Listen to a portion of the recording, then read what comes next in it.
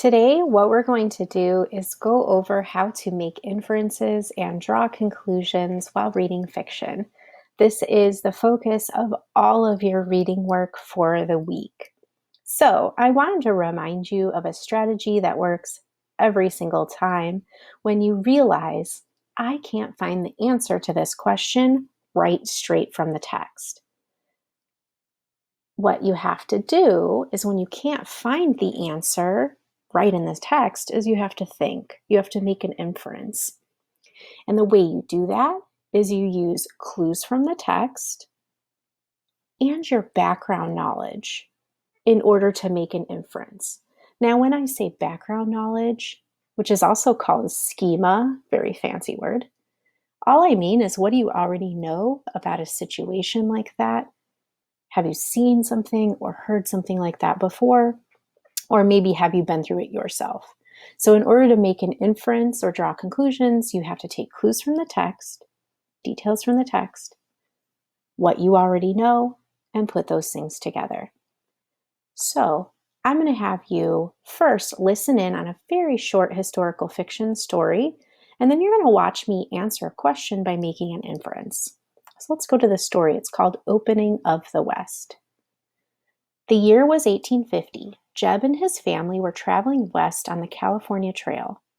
Gold had been discovered in California, and the land there was fertile and some was free. Jeb's father had decided to move the family west, so they had joined a wagon train. Every other day, rain soaked their covered wagon and supplies were lost as they crossed rivers. On hot days, the horses kicked up dust that coated Jeb. Fear of attacks were constant. Jeb dreamed of his warm bed at home. Supplies did not last long, and many people arrived in towns with just the clothes on their backs.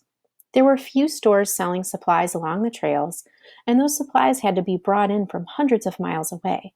Many people were not prepared for the costs of traveling west. Yet, his father kept smiling. Jeb thought back to when the family first left.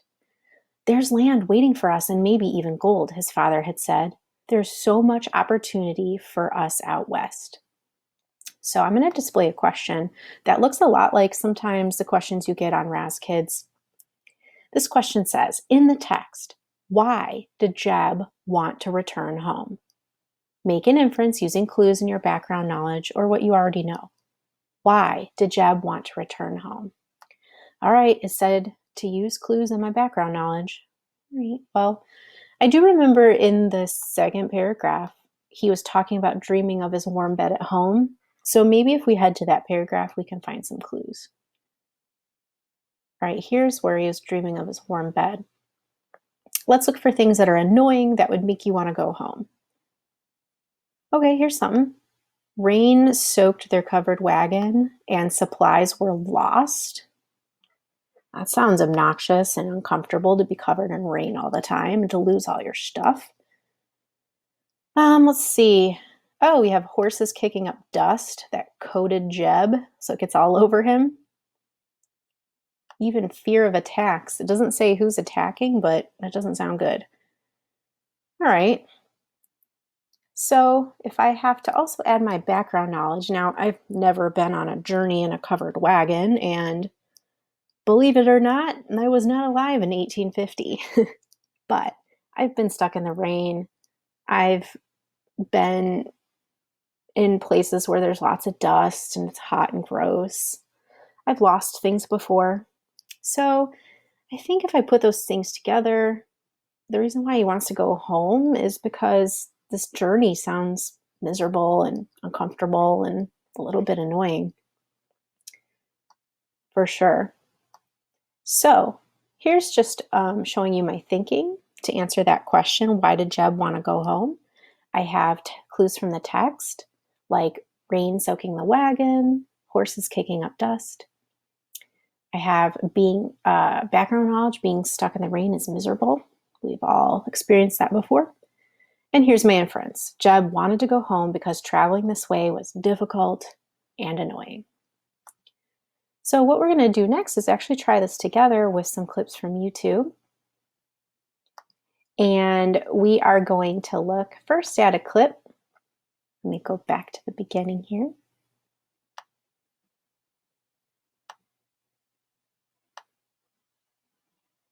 All right.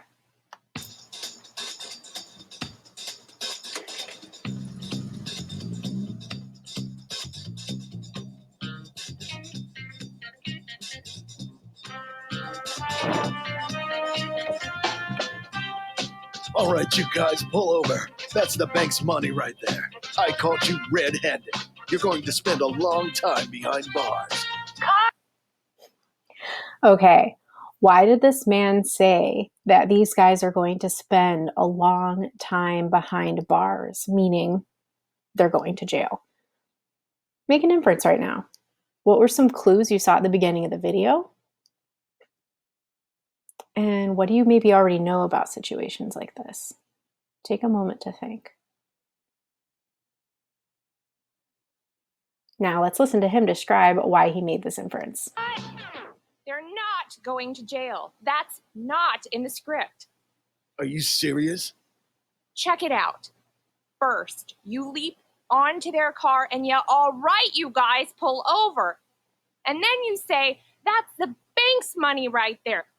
Then I caught you red-handed. Then nothing. See, there is no line about spending time behind bars.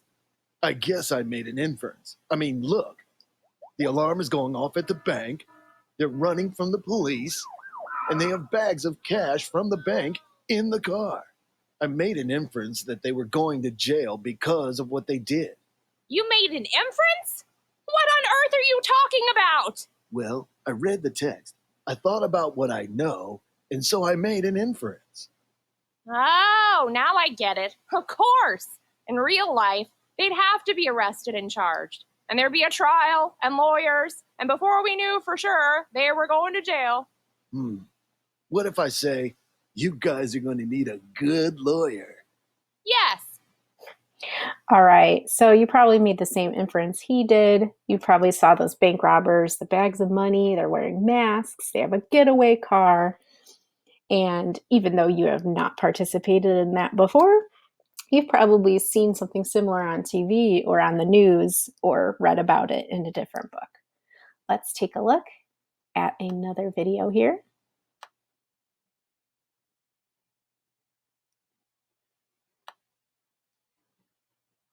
How was my day?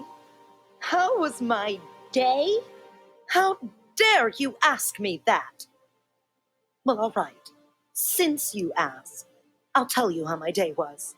First, the car broke down on my way home from work. And then, when I eventually get home, I find out the dog has run away. Finally, my husband tells me he's lost his job. I am so very, very... Okay, I can bet that you know what she's going to say. I want you to think about some clues she gave you, what happened to her this morning. Try to name on your fingers at least 2 things that happened to her that were bad. This happened. Okay. What about her dog? What did she say about her dog? Do you remember what her husband told her? Okay. Now, activate your background knowledge. What do you know about situations like this? Put yourself in her shoes. How would you feel if all of these things happened to you this morning? All right, now whisper to yourself your inference. How's this lady feeling? I infer that she's feeling... And now let's watch. unhappy. Cut! Where'd you get that line? What line? The line about being unhappy. That's not in the script. It's not? Roll that back. See here? Car broke down. Dog ran away. Husband lost his job. See? Nothing about being unhappy. Well, I made an inference that she was unhappy. An inference? What's that? I read the text and thought about what I know, and so I made an inference that the character is unhappy. See, we know her car broke down, and that's always a hassle. Then her dog ran away, and that's really sad. Finally, her husband lost his job, which is always bad news. So I added these things up and made an inference that she must be pretty unhappy. Inference, huh? I like it. Okay, we'll keep it. Everyone, let's do it again with the inference in this time. All right, so now that we've seen a couple of examples, what I need and want you to do is, as soon as this video stops, take the Google Form exit ticket on this assignment right now. Remember, it's attached to your assignment. It's usually purple. It's called Google Forms. Take that exit ticket right now. Remember, it's okay to make mistakes. This is your first time practicing this skill in a while, but we do need you to take the exit ticket, okay? And we will talk to you later.